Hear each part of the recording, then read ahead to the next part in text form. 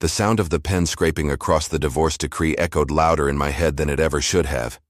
For a piece of paper, it carried centuries of emotion, rage, betrayal, survival. I signed my name with the steadiness of someone who had rehearsed this moment too many times in her mind. Across the table, Gregory kept his eyes glued to the documents like a man reading a lease agreement, not the disintegration of a decade-long marriage. No remorse, no hesitation. Just his perfect posture, his tailored suit, and his pen poised like a dagger. He didn't know. He didn't know that 3 days before, I had sat in front of a laptop at midnight transferring every last cent from our shared accounts into a secure trust under my name. He didn't know that I had gone to 3 banks in one day. He didn't know about the offshore transfer I executed with a calm that even surprised the banker handling it. He didn't know that while he had spent the last 6 months preparing to strip me of everything, I had quietly taken back what was already mine. He thought this was his win. "Best of luck, Celia," he said without emotion, sliding the papers back across the table to the notary. His voice still had that sharp, cultured edge that used to charm investors and dinner guests. I nodded, lips tight. Likewise. It was only as I stood and gathered my coat that I saw it, the faint flicker of confusion in his eyes. He was expecting something else. Anger, maybe. Tears. One last plea. But all I gave him was silence. Because the game was already over, and he hadn't even realized it had begun. 3 years ago, I wouldn't have recognized myself. I was the picture of the perfect corporate wife. Flawless hair, practiced smile, endless patience. I hosted fundraisers I didn't care about, played nice with women who would have gladly replaced me, and laughed at jokes I didn't find funny. All for Gregory's image. But under it all, something simmered. A quiet voice asking, "Is this really all there is?" When the affair started, I wasn't surprised. I had seen it coming the way one sees a thunderstorm rolling in across a clear sky. Slow, predictable, unstoppable. At first I cried, then I drank, then I stopped doing both. That's when the planning began. I started reading books on financial independence at night, while Gregory snored beside me. I took secret classes in accounting, opened accounts in my maiden name, and documented every questionable purchase he made with our funds. The day I confronted him was not with shouting but with spreadsheets. Organized, labeled, and damning. He called me vindictive. I called it proof. Now, sitting in the back of the cab on my way to my new apartment, tiny, imperfect, but mine, I felt something I hadn't in years. Peace.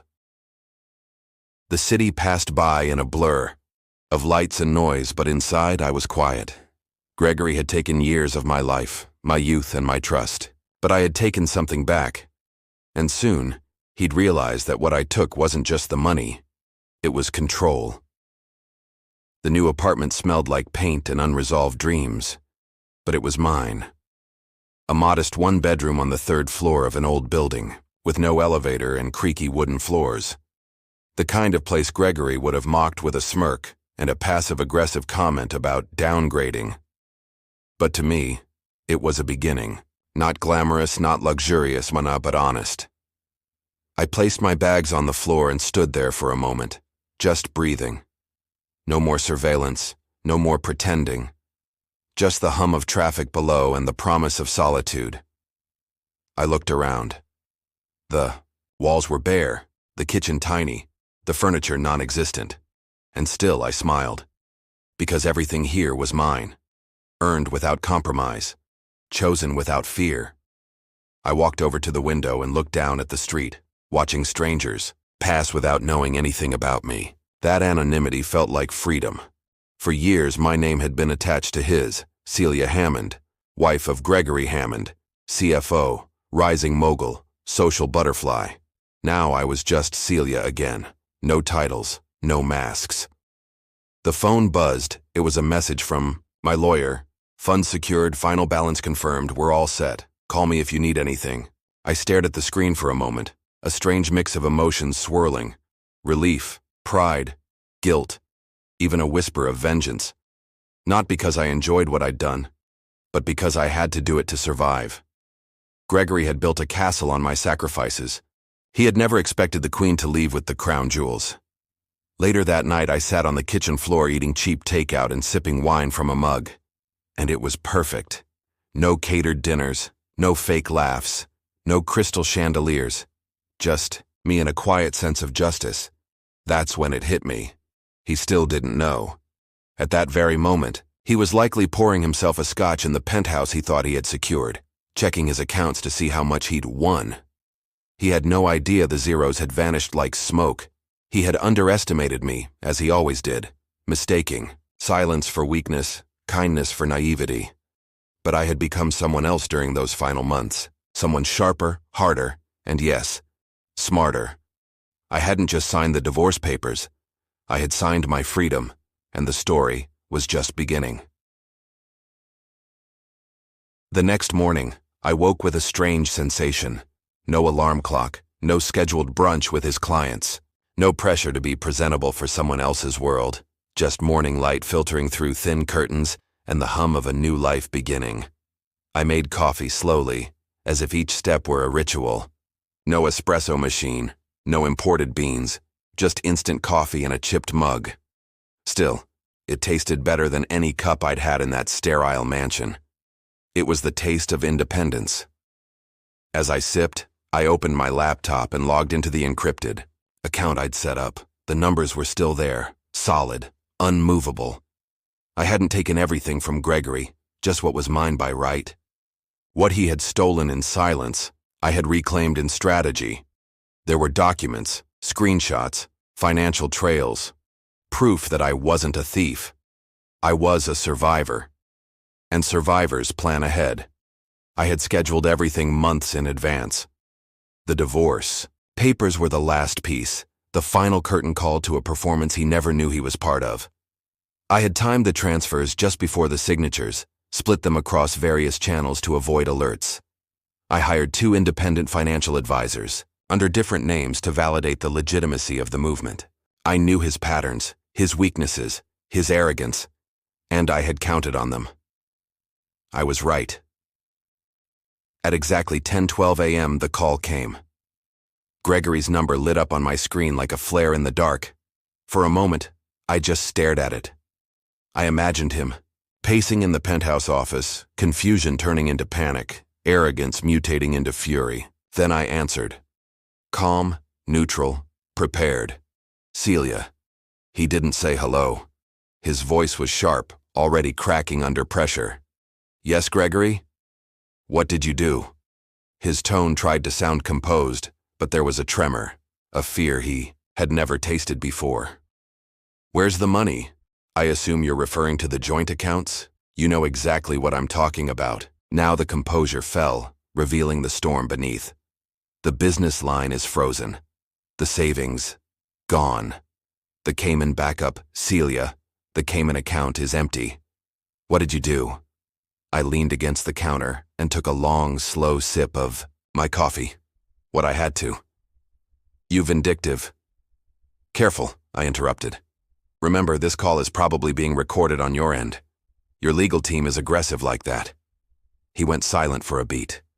You think this is over? He said, low and venomous. You think you can just walk away and take everything? I didn't take everything, I replied. I took what was left of me. That includes what you drained behind closed doors for years, emotionally and financially. I just finally sent the invoice. He laughed bitterly. You always played the victim. No, Gregory, I said quietly. I played the fool. But I learned the rules, and now I've stopped playing altogether. Another pause. I could hear his breathing. Now fast and heavy. I'll have my lawyers on this by noon. I expected that, I replied. And when they call mine, they'll find every document, every timestamp, every withdrawal was legally filed under my name. Remember when you made me sign those routine updates to our business assets? I read them this time. I had them, reviewed, and I made a few changes of my own. God, who are you? There it was.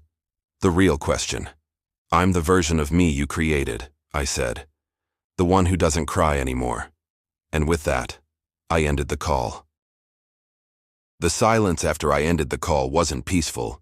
It was thunderous. I stood there staring at the black screen of my phone, knowing I had just crossed a line that couldn't be uncrossed. Not because I regretted it, but because I knew. The war had now begun. Gregory was many things, but above all, he was vindictive. And losing, especially to me, was something he'd never accept. I breathed deeply and turned my focus elsewhere. I had no time to flinch. I opened the folder on my laptop labeled Break Glass, where I had stored every legal backup, communication log, transfer confirmation, and time-stamped chat with advisors. My hands moved with the calm of someone who'd rehearsed this scenario 100 times. Because I had. 2 hours later, my lawyer, Teresa Vaughn, called. I received a cease and desist threat from Gregory's firm. He's accusing you of embezzlement, asset theft, and fraud. And what did you say? She chuckled dryly. I sent them a PDF with the updated business contracts, the notarized documents, and the tax compliance forms you filed under your name. Oh, and the footage from the notary's office where he made you sign them without reading 3 years ago. Remember that? How could I forget? I replied. Celia, she said more softly now. This was genius. It's clean, cold, legal, and it'll hold up. But Gregory's not going to back down quietly. You understand that, right? I'm counting on it, I said. He doesn't know how to lose quietly. Later that night, I sat on my tiny couch, a thrift store find, and pulled out my notebook. Not the digital kind. A real, physical, leather-bound journal I had started the day after I discovered Gregory's affair. Page by page, I had poured my confusion, anger, grief, and eventually, strategy. It wasn't a diary. It was a blueprint. There, in my shaky handwriting, were reminders of who I had been and who I refused to be again. He wants control. Don't give him closure. Give him confusion. Move money in pieces. Mirror his own hiding tricks. Keep one card face down until the... And I had done all of it, and yet I didn't feel victorious. I felt awake. Every part of me was humming with the weight of truth. For so long, I had twisted myself to survive in his world, to keep up appearances, to smooth his public image, to carry our relationship like a polished trophy. And now, he was unraveling, publicly, legally, financially. But I wasn't naive. Gregory wouldn't fade into the shadows. Men like him don't lose. They retaliate. I closed the journal and turned on the TV to distract myself. But even the flickering light of the news couldn't drown out the feeling growing inside me, a low vibration of anticipation.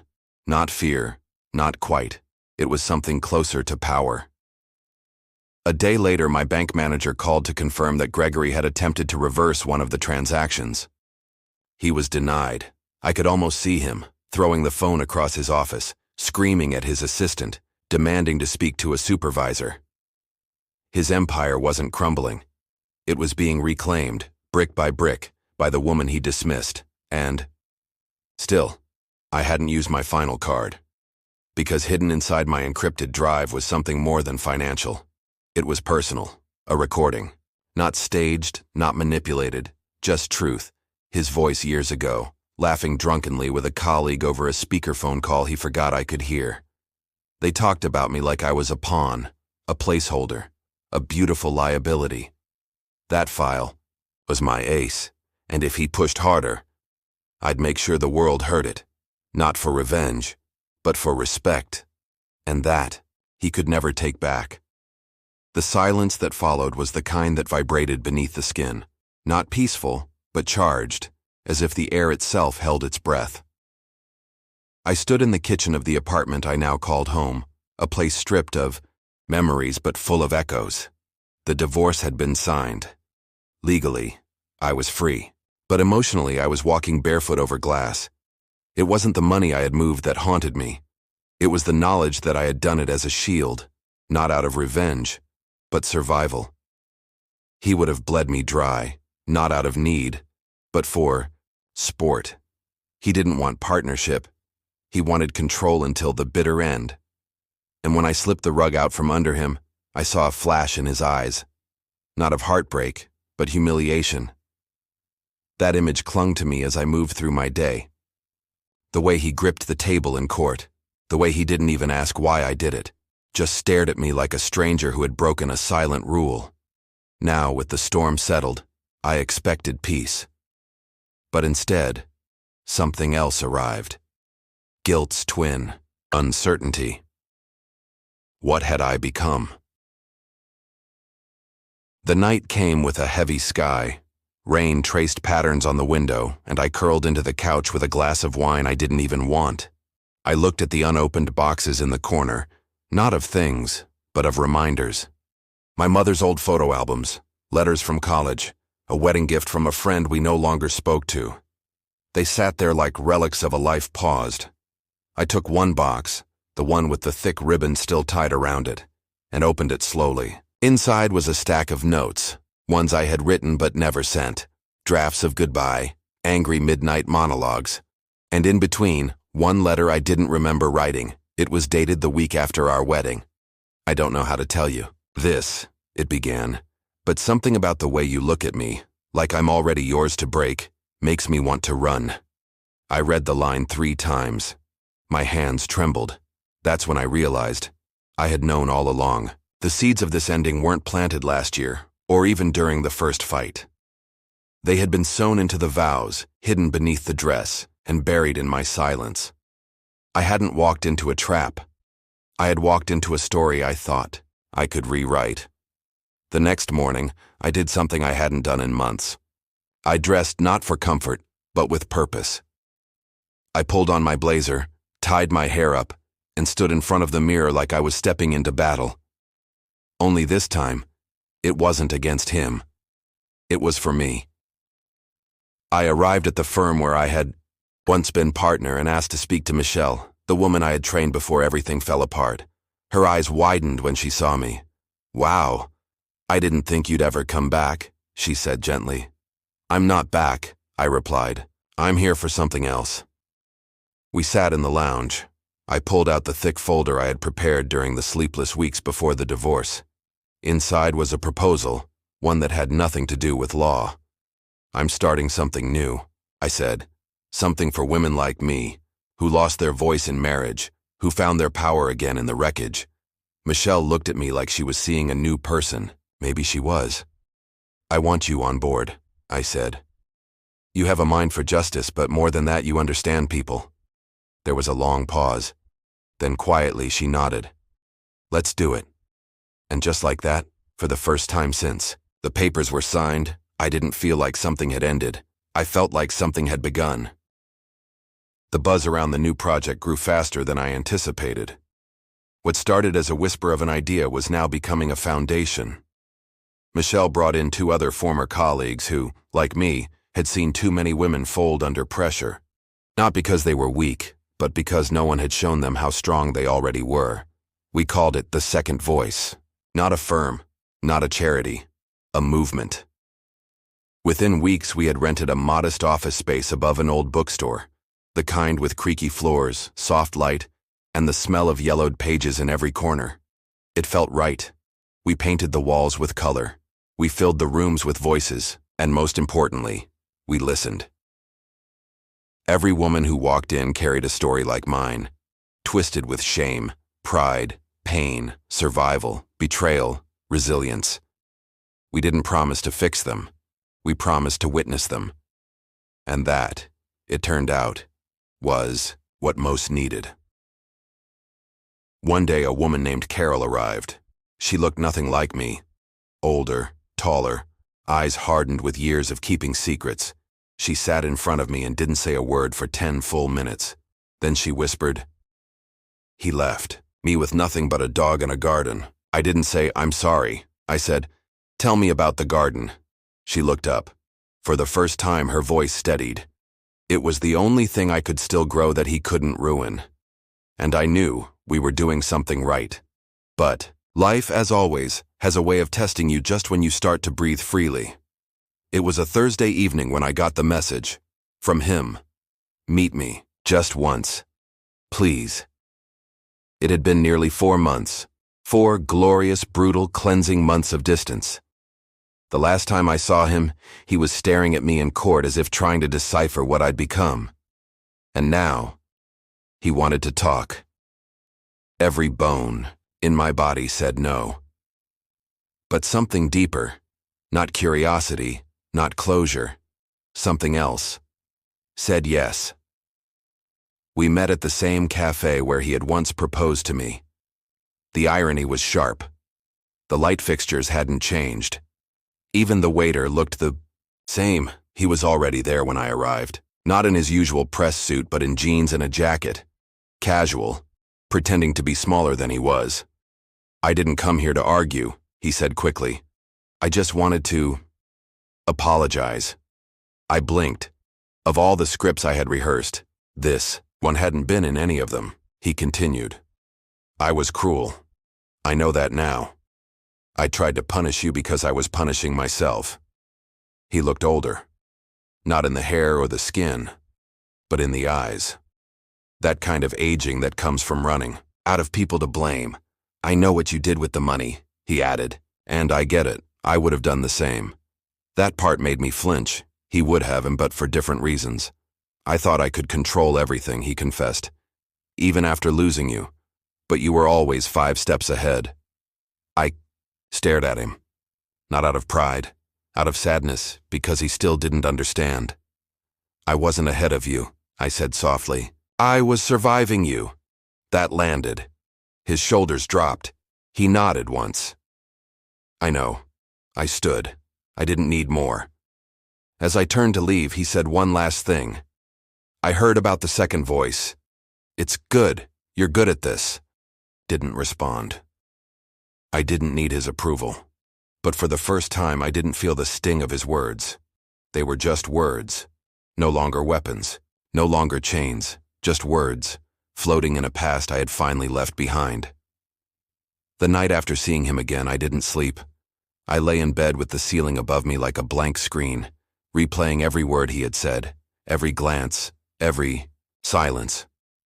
Not because I missed him. That part of me was long dead. But because I finally understood something that had eluded me for years. He had never really known me.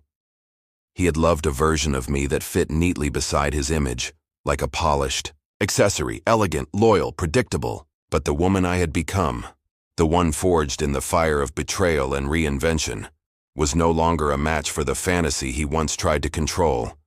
And that realization brought peace. The next morning, I stepped into the second voice with a renewed fire. Michelle was already at her desk, sleeves rolled up, coffee in hand, eyes sharp. You good? She asked, not looking up from her screen. I'm better than good, I said, and I meant it. We had 3 sessions that day. A woman in her 60s who had just left a 40-year marriage, a young mother with bruises she covered with foundation and half-hearted smiles, a business executive who had signed a prenup that made her a prisoner in stilettos, each story different, each heartbreak familiar. By evening, the air was thick with the weight of so many truths. I stayed late, cleaning up, rearranging folders, organizing donation receipts. I liked the quiet of the office at night. It made me feel like I could breathe, think, plan. That's when I heard the knock. 3 slow, deliberate taps. I opened the door to find a woman standing in the hallway, drenched in rain, her mascara smudged, eyes wide with panic. Are you her? She asked. I might be. Depends who's asking. She hesitated, then pulled something from her coat pocket, a folded envelope. She handed it to me, her fingers trembling. He told me to give you this. He said, you'd understand. I frowned. He? My fiancé, she said. Your ex-husband. I froze. He's been seeing you again? I asked carefully. She shook her head. No. He left me this yesterday, along with, well, everything. He's gone. Gone? I took the envelope with slow hands. Inside, just a single piece of paper. No letterhead, no signature, just a sentence in his handwriting. I took everything from you, so I left you the truth. Attached with a paperclip was a flash drive. I stared at it, then back at her. "What is this?" "I don't know," she whispered. "But whatever it is, it scared him enough to leave me, his job, everything. He's disappeared." That night I didn't go home. I stayed in the office, plugged the drive into the laptop, and as the files loaded one by one, my hands went cold. Bank statements, emails, transactions, hidden accounts, shell companies, and my name, not as the owner, but as the pawn. He had forged documents in my name. He had taken out loans. He had built debts in my identity. He hadn't just tried to destroy me emotionally. He had been slowly, methodically trying to erase me, financially, legally, permanently, and I had never seen it. Tears filled my eyes, not from sadness, but from fury, from violation. He had smiled in court, lied in court, and still, I had underestimated just how deep his betrayal ran. I paced the room for over an hour, files open on every screen, piecing together the puzzle. And slowly, I understood. I hadn't just survived him. I had escaped something much darker than I ever imagined.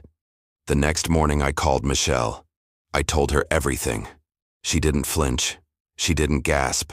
She simply said, "Then we burn it all down." And we did. We contacted a lawyer, a real one, not the tired, disconnected professional I had hired during the divorce. This one was sharp, hungry, and very interested in the flash drive. Within days, we had filed a case, not against a man, but against a system. Fraud, forgery, identity theft, attempted financial sabotage. I didn't want revenge. I wanted light on every shadow he had hidden behind. And for the first time, I had power not just from what I had taken, but from what I had built. By the end of that week, the weight of the truth was no longer suffocating. It was empowering. The flash drive had revealed more than deception. It had unveiled a map of manipulation that spanned years. Offshore accounts, falsified invoices, ghost clients. He had orchestrated a campaign not just to win in court, but to erase my existence on paper. And he almost succeeded. Almost. Michelle and I sat across from our new lawyer, Vanessa Mercer, a woman with a reputation for shredding men like him on the stand. Her eyes gleamed as she scrolled through the files I had given her. "This," she said, "is not just financial fraud. It's premeditated identity annihilation." She looked up, "And it's going to cost him everything." The civil suit was filed first. But Vanessa had bigger plans. She contacted federal investigators. There were too many irregularities, too many patterns for this to be a simple domestic dispute. What started as a personal war became a legal storm, and the ripples spread fast. Within 2 weeks, his name was flagged in multiple states. Banks froze questionable accounts. His company suspended him. His new life, the one he had rebuilt after discarding me, began to unravel in silence and speed, and he hadn't even been served yet. Then came the call. Blocked number, late at night. I answered on instinct. A voice, low and brittle. "You couldn't just let me go, could you?" My breath caught. "You lied in court," I said, voice even. "You forged my name," he scoffed. "You emptied the accounts." I protected myself. "You humiliated me." "No," I said, calm and deadly. "You did that to yourself." He paused. Then, "They're going to destroy me. You destroyed yourself," I repeated. "All I did was stop pretending you were someone you're not." Silence. "I still loved you," he whispered. And for the first time, I laughed. Not bitterly, not cruelly, just with the kind of clarity that only comes from fire and freedom. "No, you loved control," I said, "and now you have none." Click. I didn't cry after that. Instead, I made coffee. I went to the office. I called Michelle and told her. He had reached out. She sighed. Let him drown in his own mess. And I planned a fundraiser. That was the other thing I had done with the money he didn't know I'd kept. I reinvested it into women who, like me, had been left with nothing but bills and broken promises, into shelters, into mentorships, into second chances. The media picked up the story within weeks. Not the affair, not the divorce, but the lawsuit. A woman betrayed by her ex-husband uncovers a massive fraud scheme.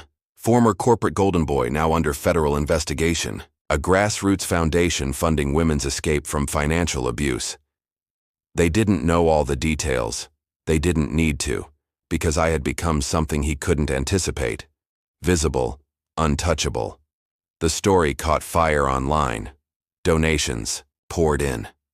Messages came in waves. Women thanking me for standing up, for not staying silent, for using the system against the very man who once used it to silence me. But the moment that stayed with me wasn't public. It was one night, after another long day when Michelle brought over dinner and a bottle of wine. We sat on the office floor, the lights low, laughter between bites. "You know," she said, sipping her glass, "you could have walked away and let him think he won." I nodded. "But he didn't win." She smiled. "No. You built something, from the ashes." I looked around, at the files, the vision board, the stacks of letters from women around the country. "No," I said. "I didn't build something. I became someone." I didn't expect the silence to be this loud. After everything that had happened, after all the screams, accusations, slammed doors, and cold stares in court, it was this silence that unsettled me most. It clung to the walls of my new apartment like smoke, silent but suffocating. I had won the legal battle. But what do you win when the war was against the person you once promised forever to? I stood in the middle of the living room, surrounded by unopened boxes and an untouched bottle of wine. It was my first night truly alone, and I could feel it down to the bone. The couch still had a price tag, the bed still in plastic. This wasn't home. It was an escape pod, a landing zone after emotional freefall. Then came the knock. 3 firm, deliberate knocks. Not the delivery guy, not a neighbor. I opened the door to see a man in a charcoal coat, eyes sharp but not hostile. "Miss Reyes?" he asked, holding a folder. "Yes," I said slowly. "I'm from the Office of Financial Enforcement. I need a few minutes." My stomach dropped. I thought I had been meticulous, calculating every step, every transaction, every withdrawal. I hadn't broken the law. At least I didn't think I had. But guilt is a strange creature. It doesn't wait for proof to sink its teeth. Inside, he laid the folder open across the kitchen island. My ex-husband's name was all over it. Frozen accounts, fraudulent filings, even a hidden crypto wallet offshore. And there, in the corner, my name. "Why is my name on this?" I asked. He didn't answer immediately. Instead, he slid over a document, a disclosure form I had signed, one I barely remembered, when the divorce proceedings were just beginning. "He listed your name as a joint stakeholder in 2 of the businesses under audit," the agent explained. "Whether you knew or not, we have to follow through." My chest tightened. I had escaped the marriage. I had survived the gaslighting.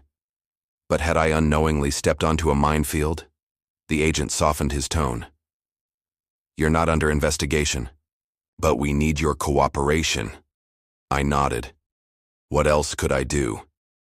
As he left, I stood motionless, hands gripping the cold marble of the kitchen counter. I wasn't sure if I was trembling from fear, rage, or simply exhaustion. Just when I thought it was over, the past had knocked one more time. But this time, it wasn't just emotional. It was federal. That night, I couldn't sleep. I opened my laptop, logged into every account I still had access to, combed through every transaction. I called my accountant at midnight. I sent emails to 2 lawyers I hadn't spoken to since the settlement. Then I opened an old voice message, one he had sent me during mediation. His voice was smug, sarcastic. "You can run, but you'll still be tied to me one way or another." Back then, I had rolled my eyes and deleted it. But now, hearing it again, it didn't sound like posturing. It sounded like a plan, a trap. He had made sure to leave a trail that connected us. One last attempt to control me. The next morning, I dressed differently, not in revenge, not in fear, but with purpose. Black slacks, White shirt, tied-back hair, a pen in my hand, not for signing peace but preparing for the next round of war. This wasn't just about what he'd done. It was about reclaiming the parts of me that were still chained to him by unseen contracts and forgotten clauses. And this time, I wasn't just walking into another legal battle. I was walking in armed with the one thing I knew he didn't expect: the truth.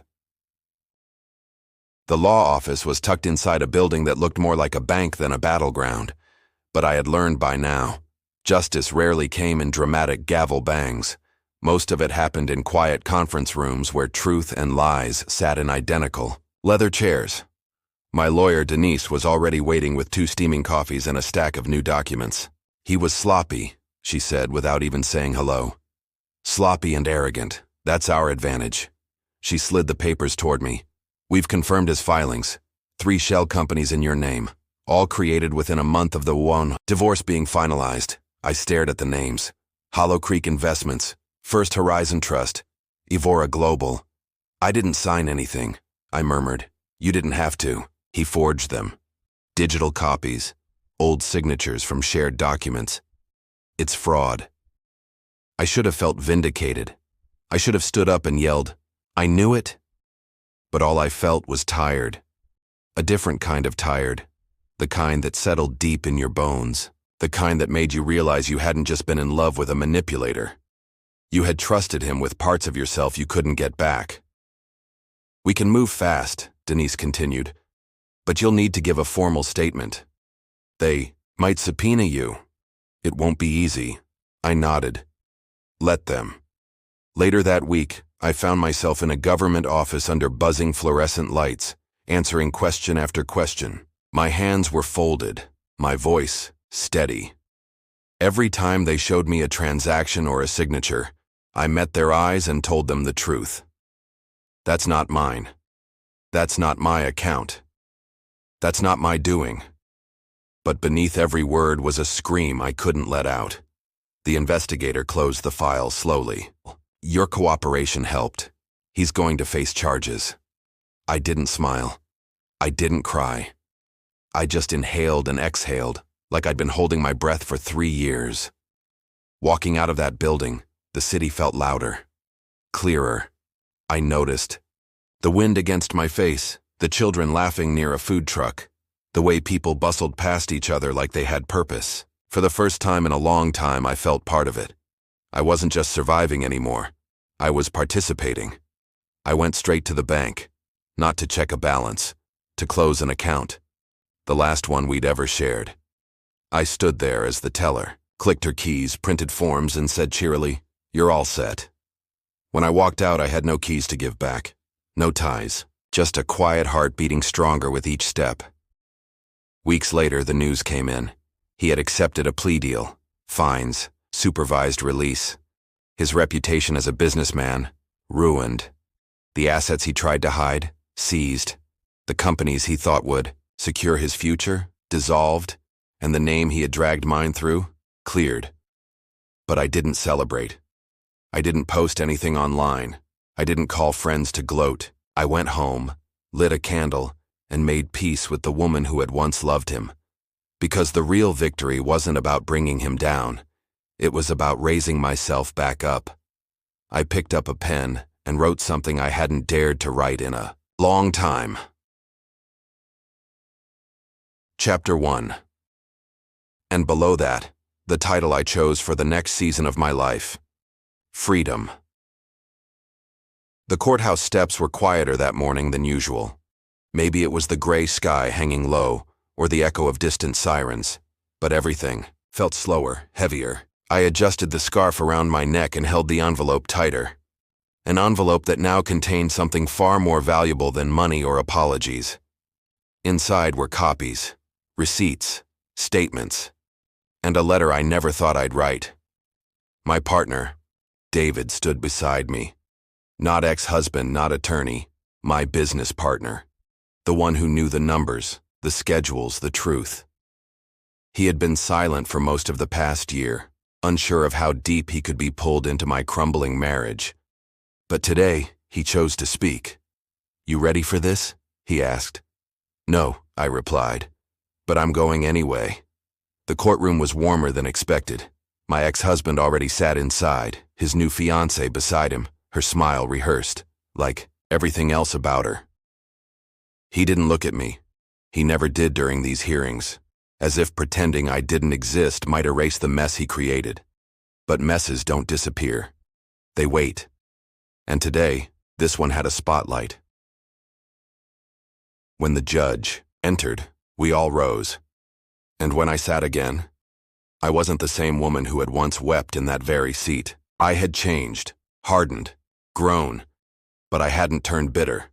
I had turned aware. They called David to the stand. My stomach twisted. He was calm, almost serene.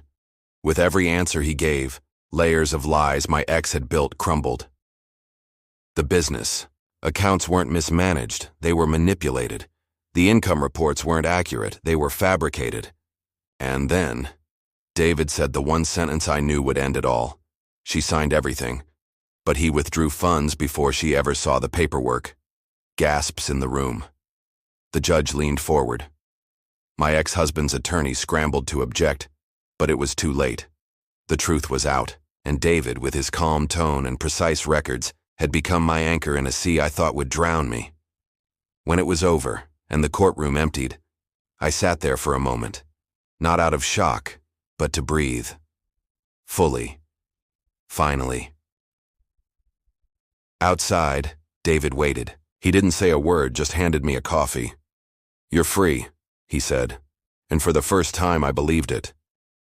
I walked away from the courthouse that day not as someone who had won, but as someone who had finally closed a door that had long been creaking on its hinges. The city moved around me, oblivious to what had just happened in courtroom B cars. Past, strangers laughed into their phones, and somewhere a street musician played the violin with such melancholy that it felt like the soundtrack to my liberation. I hadn't expected the heaviness to lift so soon. I had thought I'd carry the weight of that trial like a scar, visible or not. But with each step, the burden lessened, and clarity took its place. The world didn't look different, but I did. David walked beside me without saying much. That was one of his strengths, knowing when silence held more power than words. We reached a small coffee shop, and he opened the door like he always did, like nothing in our lives had exploded and reassembled. "You sure you're okay?" he asked as I took my seat by the window. "No," I replied honestly. "But I will be." He nodded, and we sat with our coffees, letting the hum of conversations and clinking mugs fill the space between us. I looked down at my hands, still clutching the same envelope. I thought of everything I had almost lost, my home, my reputation, my sanity, and how close I had come to giving in. But there was one thing I had kept, one thing he couldn't touch, my integrity. While he paraded around with new things, new car, new woman, new lies, I had held on to something real, something that couldn't be repossessed or humiliated in court, and in that, I found a new kind of victory. My phone buzzed, a message from my lawyer. He wants to settle, quickly. He's, scared. I smiled, not out of pettiness, but because justice, even late, was arriving. I turned the phone over, looked outside, and for the first time in years the future didn't terrify me. It welcomed me, because I wasn't walking into it alone. I was walking into it as someone who had faced ruin and chose not to be ruined. Later that night, alone in my apartment, I pulled out the envelope again. Inside were photographs, letters, old receipts, remnants of a life I had once believed would last forever. I didn't cry. I didn't feel bitter. I felt grateful. Grateful for the strength that suffering had built quietly inside me. And in that silence, I found myself again. I went to my desk and opened a blank notebook. On the first page, I wrote one sentence. I survived loving someone who didn't love me back, and then another, and now I will learn to love myself again. Pen felt heavy at first, like I was signing a contract with my own soul, but the weight lessened stroke by stroke. Outside, the night was calm, I lit a candle not for him, not for us, but for the woman I was becoming. She was fierce. She was scarred, but she was finally free. I walked away from the courthouse that day not as someone who had won, but as someone who had finally closed a door that had long been creaking on its hinges. The city moved around me, oblivious to what had just happened in courtroom B. Cars passed, strangers laughed into their phones, and somewhere a street musician played the violin with such melancholy that it felt like the soundtrack to my liberation. Hadn't expected the heaviness to lift so soon. I had thought I'd carry the weight of that trial like a scar, visible or not. But with each step, the burden lessened, and clarity took its place. The world didn't look different. But I did. David walked beside me without saying much. That was one of his strengths, knowing when silence held more power than words. We reached a small coffee shop, and he opened the door like he always did, like nothing in our lives had exploded and reassembled. "You sure you're okay?" he asked as I took my seat by the window. "No," I replied honestly. "But I will, be." He nodded, and we sat with our coffees, letting the hum of conversations and clinking mugs fill the space between us. I looked down at my hands, still clutching the same envelope. I thought of everything I had almost lost, my home, my reputation, my sanity, and how close I had come to giving in. But there was one thing I had kept, one thing he couldn't touch, my integrity. While he paraded around with new things, new car, new woman, new lies, I had held on to something real, something that couldn't be repossessed or humiliated in court, and in that, I found a new kind of victory. My phone buzzed, a message from my lawyer. He wants to settle.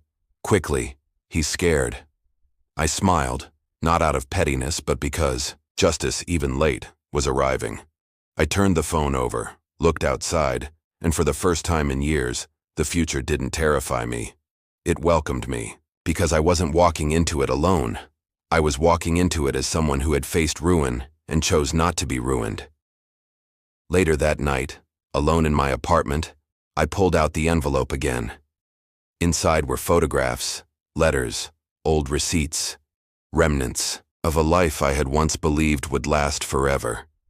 I didn't cry. I didn't feel bitter. I felt grateful for the strength that suffering had built quietly inside me. And in that silence, I found myself again. I went to my desk and opened a blank notebook. On the first page, I wrote one sentence. I survived loving someone who didn't love me back, and then another. And now I will learn to love myself again. The pen felt heavy at first, like I was signing a contract with my own soul. But the weight lessened, stroke by stroke. Outside, the night was calm. I lit a candle, not for him, not for us, but for the woman I was becoming. She was fierce. She was scarred, but she was finally free. The weeks that followed were a blur of readjustments and rediscoveries. After the storm that was the courtroom and the emotional unraveling of months, silence began to take shape in my life again. Not the heavy silence of avoidance, but the gentle quiet that comes with peace. I returned to my daily routines slowly, reclaiming rituals that had long been abandoned. Morning walks without checking my phone, reading poetry aloud in my kitchen while the kettle boiled, making lists of dreams, rather than tasks. It felt strange at first, as if I were living someone else's life, but as the days passed, it became mine again. There were legal loose ends to tie, of course. The formal agreement that followed the trial was, for the most part, a formality now. He didn't fight the terms. Maybe it was fear. Maybe it was shame. Or maybe he just wanted to disappear, as if his absence could erase what had been done. But absence, I learned, doesn't undo betrayal. It merely gives it space to echo. And, in that space, I chose not to let resentment take root. Instead, I planted forgiveness, not for him, at least, not yet, but for myself. For the years I had stayed, for the things I had believed, for the ways I had silenced my intuition and smiled through the pain. Forgiveness, I realized, wasn't always about others. Sometimes it was the only gift we could give to ourselves, to move forward. One afternoon, as golden light spilled through my living room window, I opened an old box from our former home. It had been gathering dust in storage, too painful to touch until now. Inside were fragments of a shared life, vacation magnets, a broken frame, receipts from anniversaries, and cards I had written but never sent. I held them in my hands, one by one, like relics from an archaeological dig, relics from a love I had buried alive. I didn't cry. I thought I would. But all I felt was distance, a gentle kind of detachment, as if these pieces belonged to another timeline, another version of me that no longer existed. Still, in the depths of the box, I found something unexpected. A journal. Not mine, his. I froze. My fingers trembled as I lifted it. The cover was worn leather, familiar. I had seen him write in it many nights, claiming it was just work. And now, with trembling resolve, I opened the first page. The words hit like a thunderclap. No, she doesn't see what I've become, but I don't know how to stop lying. It wasn't just a confession. It was a series of unravelings, entries filled with contradictions, excuses, fear, and guilt. He spoke of feeling inadequate, of being drawn to destruction, of hating how I looked at him with hope. There were moments of love, too, or at least his version of it. But most of all, there was confusion, pain. And somewhere deep inside me, something shifted. This wasn't the monster I had built in my head to cope. This was a man who was broken long before he broke me. It didn't excuse what he did, but it explained what I had never understood. I closed the journal and placed it back in the box. I didn't need to read more. I didn't need to know his pain to validate my own. But in reading those pages, I found the final crack in the chain that bound me to the past. I wasn't angry. I wasn't vindicated. I was just done. That night, I stood outside under the stars, holding a candle. I lit it not for him, but for everything that had ended, and for everything beginning. The wind moved softly through the trees, and in its whisper, I heard the truth. Sometimes closure doesn't come in courtrooms or with apologies. Sometimes it comes in the quiet decision to live well. Regardless of what was lost, I was ready. The silence after healing isn't loud. It's not triumphant like in movies where the protagonist walks off into the sunset. It's gentle. It's a cup of coffee on a rainy morning, a deep breath taken without a weight on the chest. That's what the days felt like now. Light, unhurried, honest. I took that freedom and nurtured it. I began writing again, not in a journal of grief, but in pages that imagined futures, characters who dared to feel everything and still rise. My therapist once said, "Write like no one is coming to save you," and I did, because I had saved myself. Friends started noticing something had shifted. They said my smile was different now, less guarded, more real. I think it's because it came from a place untouched by performance. I didn't smile to prove I was okay. I smiled because finally, I was. One night I found an old necklace he'd given me. I held it in my hands for a while, feeling nothing. No ache, no rage, just a vague gratitude for the version of me who had once wanted it. Then I walked out to the sea and let it sink beneath the waves, not as an act of revenge or melodrama, but as a quiet gesture of release. I whispered, "This is not mine anymore." There was no ceremony. No one was watching, just the moon and me and the sound of freedom. He tried to reach out again. A second email, this time longer. "I know you probably hate me. I don't expect forgiveness, but I see now how much I destroyed. I'm not proud of who I was. I'm trying to change. I hope that means something." It did mean something, but not enough to reopen a door that had already led to fire. I didn't respond. Instead, I printed the email and folded it into a tiny paper bird. I placed it inside a glass jar, sealed it, and labeled it, "Closure." Letting Go doesn't always look like a dramatic goodbye. Sometimes it looks like not reacting, like choosing silence over explanation, like choosing peace over being right. The following spring, I met someone, unexpectedly, casually, in a bookstore. We reached for the same copy of a poetry collection. I joked that fate had good taste. He smiled. We talked. Then we had coffee. Then we watched the sunrise. But I didn't rush. I wasn't looking for someone to fill a void. I had already done that. I wasn't seeking validation. I already had that too. This time I wanted only what aligned with my healed soul, and he did. Not with grand gestures, but with consistency, with quiet understanding. He never asked about my past until I was ready to share. When I finally told him the story, I didn't cry. I didn't tremble. I told it like a warrior recounting a battle, honestly, clearly, with strength. He listened. He held my hand.